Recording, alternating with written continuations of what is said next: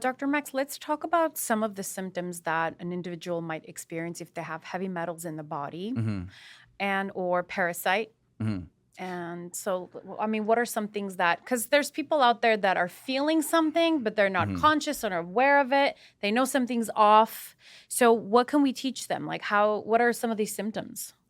A lot of them overlap. Okay. I'll just put that out there from the beginning, is that someone can't come with a symptom and I can, with 100% conviction, know what it is that's causing that symptom. Mhm. That's why I do run the labs.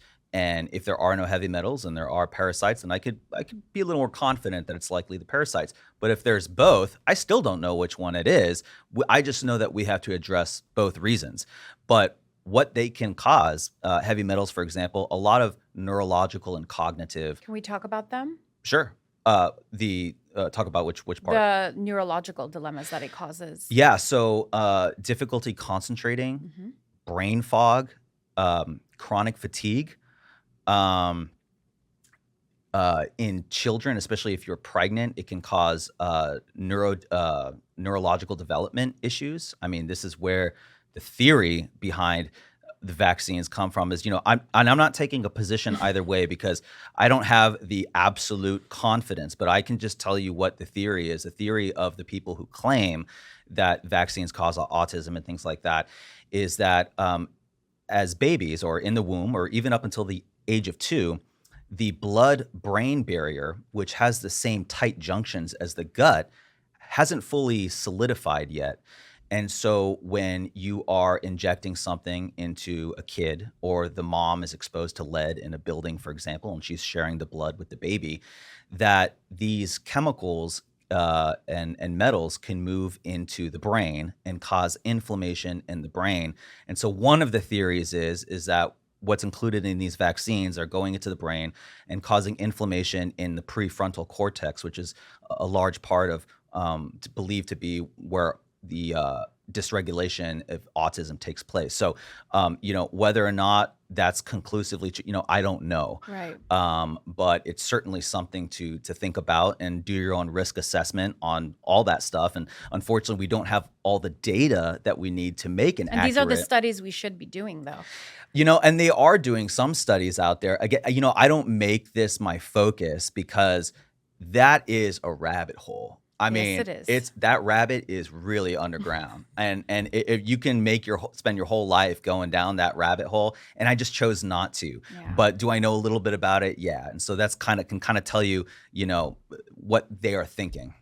The interesting to me is that, when a mother, I'm going to use the word mother, when a mother is pregnant, when a woman is pregnant, they don't recommend eating sushi, which holds mercury or any type of fish. Yeah. But when the child is born, it's okay to shoot mercury into the brain Yeah. of the child. So, I get the rabbit hole, but these are some of the questions that arise among people, and it's questionable. No, it's true. I mean, listen, okay, the amount of aluminum like in a vaccine, it's so minuscule. And this is the argument, this is the people who are pro-vaccination make, is that it's so minuscule that, if you're eating sushi or you're eating other things, you're exposed way more.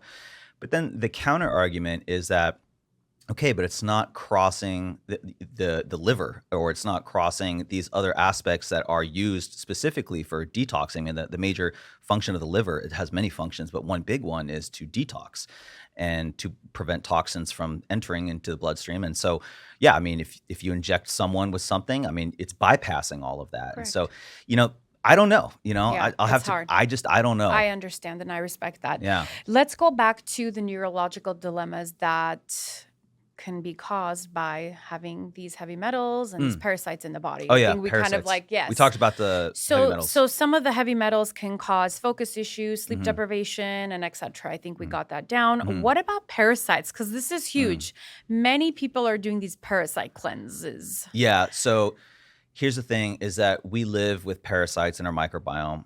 So it's already there. It's already naturally. there. Let's not freak anybody out Yes. because it's a gnarly picture. I know. I feel like every time I see like an influencer post something, I'm just like, I just want to be that guy who's just like, oh yeah, but you know, You have it naturally. Yeah, I know, but it's like, because they're my friends, and they're sharing my posts. I can't. No, So I'm then, kidding. how safe can these parasite cleansers be? I mean, so it really comes down to parasitic load. Uh-huh. So, if you have too many, and this is why the microbiome is so important, is because if you have a healthy balance to your microbiome, it will create the conditions where parasites really can't grow Mm. and multiply beyond what the biome around them Oof. permits.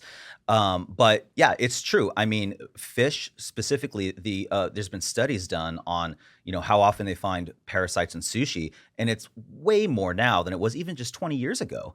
You almost can't Yes. escape it, and a lot of time you won't, if you cut See the fish, you won't it. see it because there's Yep. eggs. So My it's not a goodness. bad idea to Do do you eat parasite sushi? cleanses. I eat sushi. A lighter topic.